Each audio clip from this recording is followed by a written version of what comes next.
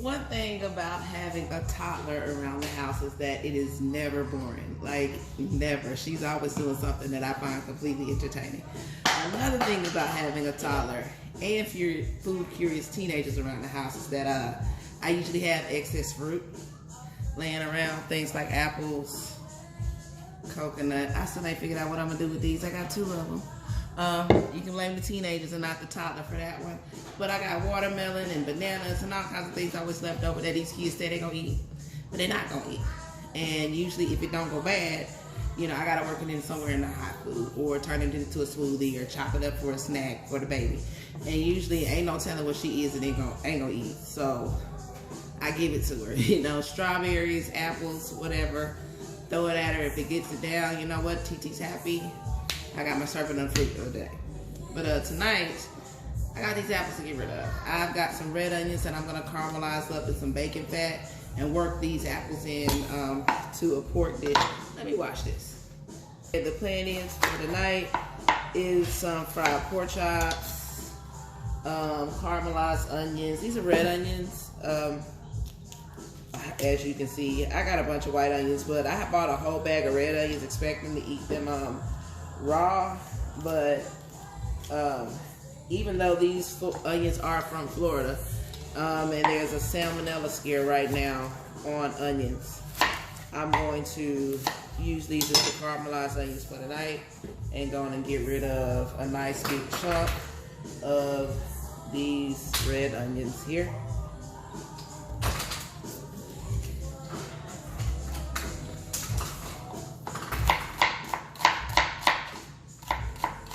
That's one thing, again, why I always talk about food safety, because sometimes one thing that large providers tend to pay attention to, large restaurants tend to pay attention to, is like recalls. And they get alerts from their providers about whether or not there's a salmonella problem or E. coli problem or something like that if it's a bad crop. You know, they know things like this. They know things, you know, ahead of time about recalls on meat, to pulled meat. But your average layperson who is a home chef sometimes doesn't know these type of things. And so again, you have to be careful about whose house you eat. And I cannot stress that enough. Whose kitchen you eat from. Don't trust. You can't just trust anybody that call them a chef. And I know, hold on. Y'all hear my baby singing in the background. All right, once the onions start to get a little bit translucent, start to lose some of that first little bit of purple, I'm gonna go ahead and add in the apples so that the apples can cook down, because I actually don't want too much texture in the apples. I actually want these apples to caramelize real good down in the onions. I think I will hit it with a little bit of bacon fat though, just because it's a wee bit dry.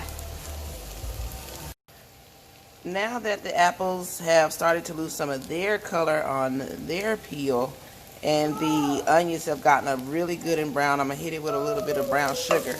And that's to bring out the natural sugars in both the onions and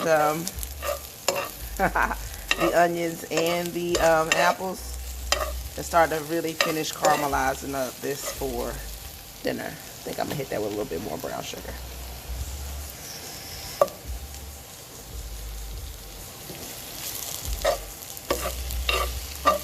And let that do its thing, come together. You know what? Just because we can, people. Hold on. A little bit of Grand in that.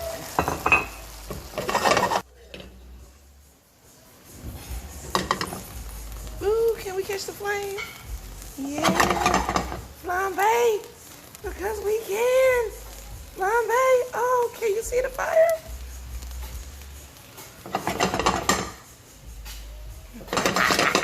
They're gonna be delicious. Somebody writing this down, because I ain't. Butter, because why not at this point? One question I get quite often is, how do I manage to cook with a toddler around?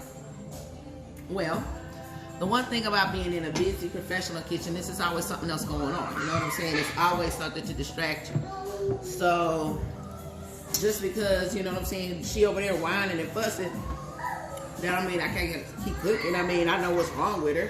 Like right now, she's having like a full-on fit over cheese. Now, I've given her the cheese that she wants. But I didn't put it where she wanted it. Like, I don't know where she wants this cheese right now. I don't know if I try to put it on the table, and she didn't want it on the table. And then I put it on another table, her other little drawing table, and I got the equal fit. So at this point, I just put my hands up and just walked away, and I was like, she gonna figure it out. And you know what? She done figured it out. She went over there and she done went by the table where I left it because I moved it twice for her. And she is over there placidly eating that cheese. So that's the same way we're dealing with being on a line. You know, somebody over there fussing because they in the weeds, or somebody rung up something wrong, or somebody took something out the window wrong and went to the wrong table, or it's refired, or something dumb that happened, and they having a full-on meltdown on the other side of the line. That don't mean you can't keep cooking your chickens. Same thing. You know, it's always something going on. I mean, or the dish machine broke, or it's a whole grease fire because the fryer, you know, because the fryer raggedy. Oh shit, fry machine on fire. Somebody get the fire extinguisher, put that chicken out. All right, what I'm doing with the potatoes tonight, I'm gonna roast them. I've already washed them, of course. That's a little bit of olive oil. Shake it up. A little bit of that Olive Garden Italian dressing. Hit it with a little bit of that. You know that looks like a lot. It is not. Parmesan cheese. And rosemary. Marjoram.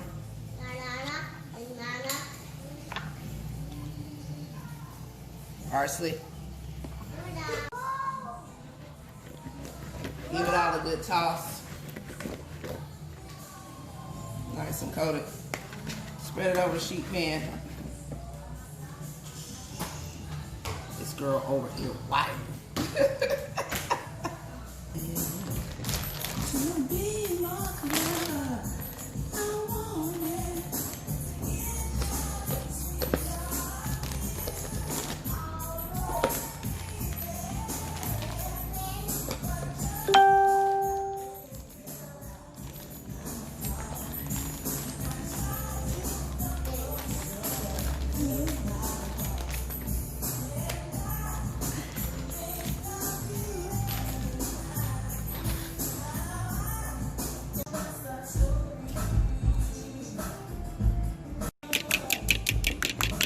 Season everything, even your flour. That's a little bit of a granulated garlic, a little onion, a little paprika. Instead of black pepper, if you have cayenne pepper works better than black pepper, just so that it doesn't look spotted.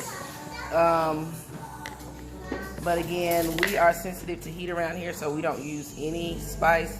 That's a little bit of cumin. No salt though, just because salt burns up in your oil. We're gonna lightly dredge a pork chop, just a little bit coming out of the egg wash. And again, let's talk about safety and frying at home. We are going to lay this away from us, okay? Not towards us.